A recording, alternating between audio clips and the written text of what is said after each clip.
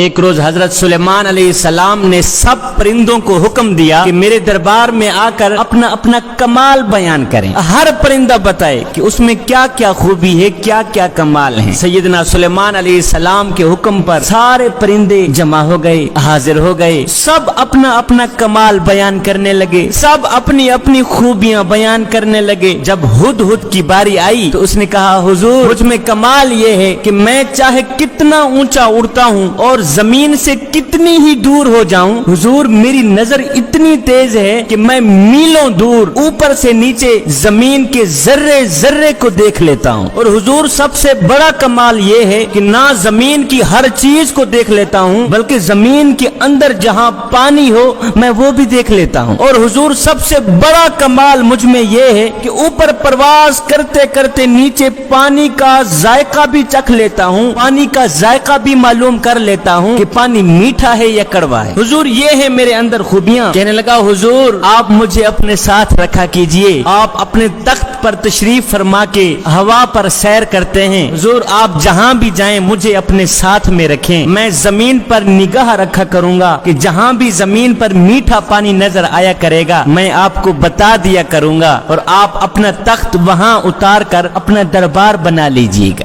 سیدنا سلیمان علیہ السلام اس کا کمال سن کر بہت ہی خوش ہوئے اور ساتھ میں فرمایا کہ میاں ہدہد, ہم نے تمہیں اپنے ساتھ رہنے کی اجازت دے دی ہے. اب ساتھ میں کوا بیٹھا تھا, وہ ہدہد کا یہ کمال دیکھ کر, ہدہد کی یہ حوصلہ افزائی عزت دیکھ کر حسد کے مارے جل بھن گیا. جب حسد کے مارے جل بھن گیا تو کوا کہنے لگا, حضور ہدہد کے ساتھ ایک میری عرضی بھی سن لیجئے. سیدنا سلیمان علیہ السلام نے فرمایا, جی کوے بول, اب میں تیری سن رہا ہوں. کوے نے کہا, حضور ہدہد نے بالکل جھوٹ بولا ہے, اس نے سراسر جھوٹ بولا ہے. حضور اس میں ہرگز یہ کمال نہیں ہے جو اس نے آپ کو بتائے ہیں. حضور اس میں یہ خوبیاں ہیں ہی نہیں جو اس نے آپ کے سامنے بیان کی ہیں. سیدنا سلیمان علیہ السلام نے فرمایا, کوے وہ کیسے؟ کوے نے کہا, حضور اتنی دور آسمان پر اڑتے ہوئے اگر یہ زمین کی سطح کی چیزیں بلکہ زمین کے اندر کی چیزیں بھی دیکھ سکتا ہے تو اس سے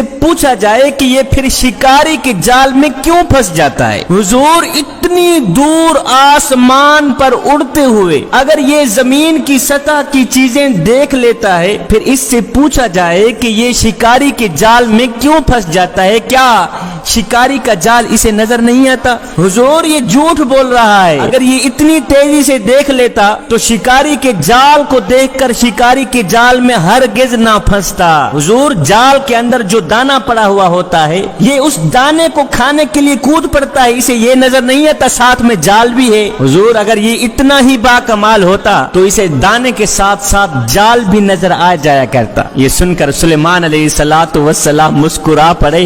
آپ نے مسکراتے ہوئے فرمایا, میاں ہدہد سنا ہے تو نے کوے کا اعتراض, تمہارے پاس اس کا کیا جواب ہے؟ کوے نے جو اعتراض کیا ہے تمہارے پاس اس کا کیا جواب ہے؟ تو ہدہد نے کہا, حضور یہ حاسد ہے, یہ حسد کرنے والا ہے, یہ بیچارہ میرے کمال کا انکار کر رہا ہے, یہ میری خوبیوں پر پانی پھیر رہا ہے. حضور آپ اس طرح کریں, میرا امتحان لے لیجئے, میں نے جو کچھ کہا ہے اگر وہ صحیح نہ ہوا تو میرا سر تن سے جدا کر دیجئے گا. سلیمان علیہ السلام نے فرمایا, پھر بھی سوچ لے. ہدہد کہنے لگا, حضور نظر تو واقعی میری تیز ہے, اس میں کوئی شک والی بات نہیں, میری نظر بہت ہی تیز ہے, جو میں نے کہا ہے بالکل سچ کہا ہے, لیکن جب اس پر قدرت کا پردہ پڑ جاتا ہے, جب اس پر تقدیر کا پردہ پڑ جاتا ہے, جب ان آنکھوں کے اوپر تیزی سے کام کرنے والی نظروں کے اوپر تقدیر کا پردہ آ جاتا ہے, ہے حضور جب تقدیر کا پردہ آ جاتا ہے پھر مجھے جال نظر آتا ہی نہیں. حضور اس حاسد کو میرے کمال پر اعتراض کرنا تو سوچا, لیکن اس کمبخت نے تقدیر کی حقیقت نہ سمجھی. حضور جب مقدر ہار جاتا ہے, جب نصیب ہار جاتا ہے, جب تقدیر ہار جاتی ہے تو پھر مجھے دانا تو نظر آ جاتا ہے, مجھے جال نظر نہیں آتا اور میں جال میں پھنس جاتا ہوں. جوانوں, انسان کی تقدیر میں جو کچھ لکھا ہے وہ ہو کر ہی رہے گا. انسان لاکھ تدبیریں کرتا ہے